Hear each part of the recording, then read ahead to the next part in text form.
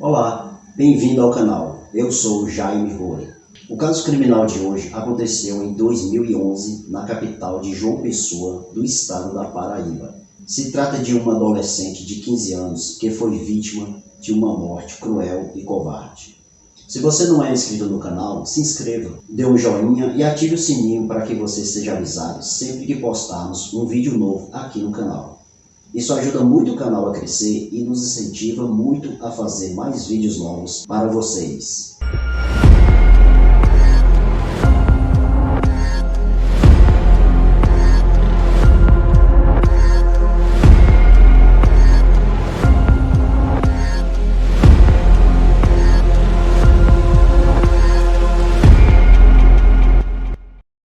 Rebeca Cristina Alves Simões era uma adolescente de 15 anos que morava numa casa simples com sua mãe Teresa, seu padrasto e seu meio-irmão de 2 anos de idade. Era uma adolescente comum, alegre, namorava, saía com as suas amigas, era bastante inteligente e pretendia estudar veterinária. Todos a achavam muito responsável, não dava trabalho para sua mãe, sempre avisava quando iria sair e para onde iria.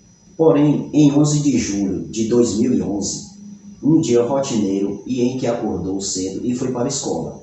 Ela não retornou ao horário habitual ao meio-dia e não avisou a sua mãe sobre nenhuma mudança de planos, como sempre fazia. Mas como chovia muito neste dia, então a sua mãe resolveu aguardar mais um pouco.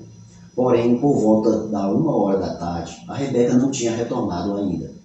Sua mãe começou a ficar preocupada e resolveu ligar para o celular dela, mas estava desligado e então ligou para alguns parentes e amigas para saber se havia resolvido passar na casa deles, mas ninguém sabia do seu paradeiro.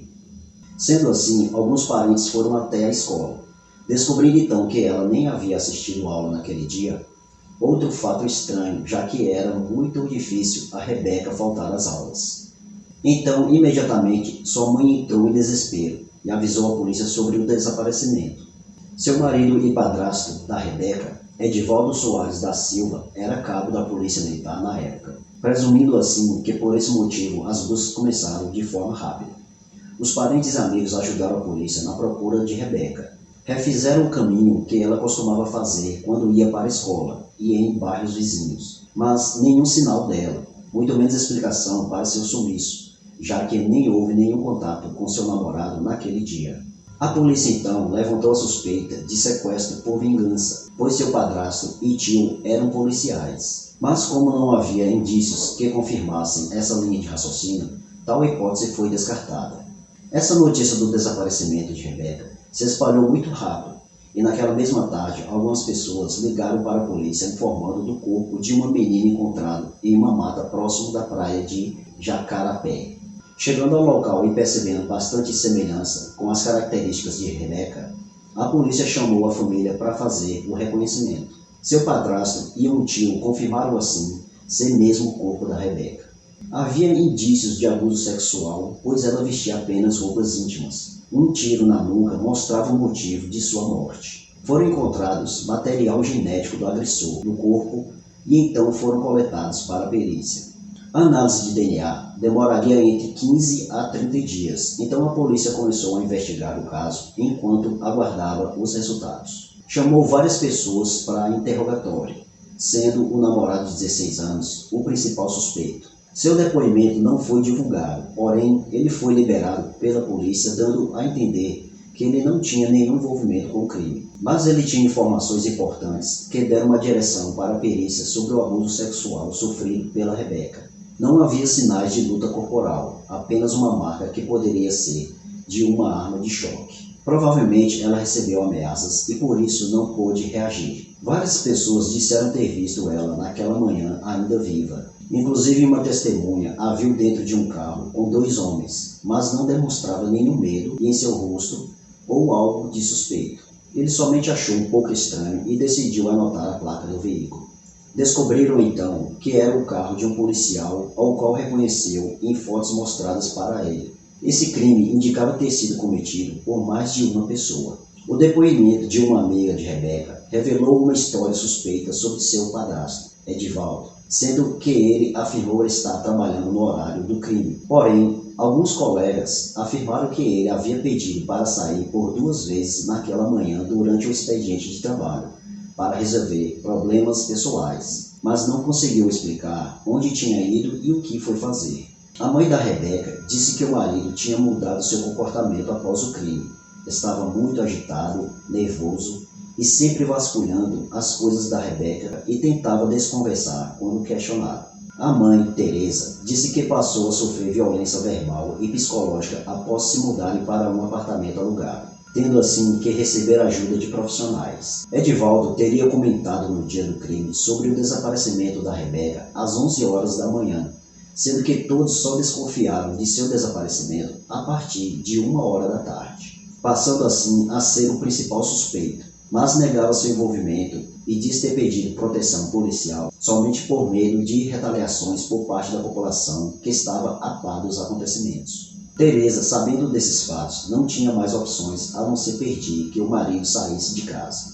Os amigos da Rebeca haviam revelado atitudes suspeitas do padrasto. Segundo Rebeca, ele se masturbava o tempo todo e uma noite foi acordada por ele tocando seu corpo enquanto se masturbava. Segundo eles, a mãe e a família sabiam, mas isso não foi confirmado pelos familiares. Uma amiga disse à polícia que dias antes a Rebeca estava na igreja chorando muito e começou a contar que ela havia encontrado algumas mensagens picantes no celular do padrasto, indicando que ele tinha um caso com outro homem. Por medo de falar, começou a tentar agradá-la com presentes e até passeios. O padrasto tinha uma outra versão sobre o caso extraconjugal. Dizia que as mensagens eram de uma mulher que estava interessada nele, mas não era correspondida e acabou sendo encontrada pela esposa e não pela enteada Rebeca. Ele também já havia sido acusado por tentativa de estupro, por ter invadido a casa de uma família que conhecia, tentado violentar uma menina de 13 anos, porém a mãe defendeu a filha e Edivaldo bateu nelas e a gritaria chamou a atenção de um vizinho que foi até a casa, mas ele fugiu. A família fez a denúncia na polícia, porém, o delegado daquela época optou por não ouvir a menor. Então, a tratativa se deu como agressão contra a mãe. Havia também um inquérito administrativo contra ele, em que o acusava de ter espionado uma colega de trabalho trocando de roupa, expondo assim seu problema de comportamento. Quando o resultado de DNA saiu, foi comprovado que o material genético recolhido não era compatível com o do Edivaldo. A arma do crime nunca foi encontrada e não tinha nenhuma comprovação de que Edivaldo havia feito o disparo, e ele continuava a afirmar sua inocência. As investigações estavam devagar e não se sabe o porquê de alguns policiais terem sido afastados. O envolvimento do Edivaldo foi apontado no caso e seu celular foi rastreado, comprovando que ele esteve na mata antes de ser chamado para o reconhecimento do corpo, pois havia realizado uma chamada para a esposa. A polícia teve certeza do seu envolvimento porque, quando foi chamado na mata, ele não precisou ser guiado, pois já sabia a localização.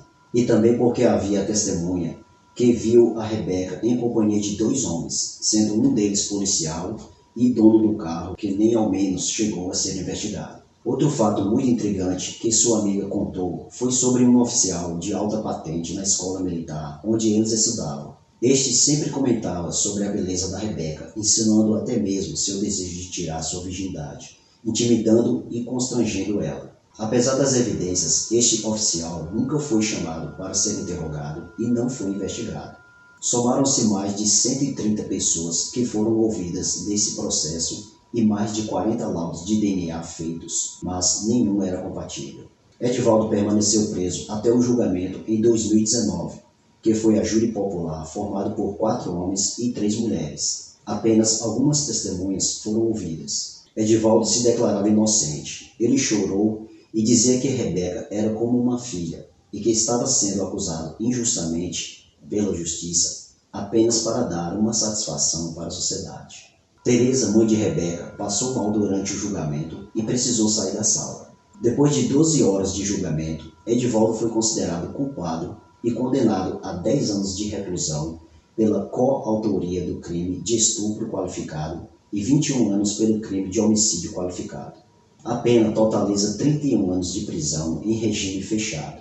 A mãe Teresa disse que nada traria sua filha Rebeca de volta, mas que ela estava feliz com o resultado do julgamento e que finalmente a justiça havia sido feita. Esse caso não foi totalmente solucionado e a justiça não foi feita por completa, já que não foi encontrado a pessoa compatível com o material genético achado no corpo da Rebeca. Isso significa que o criminoso continua solto para cometer outras atrocidades e talvez nunca pagar por seus crimes. E você, o que achou deste caso? Você acha que a polícia falhou nas investigações? Acha que deveriam ser feitas mais exames de DNA em mais pessoas? Comente aqui e dê sua opinião. Te vejo no próximo caso. Até lá!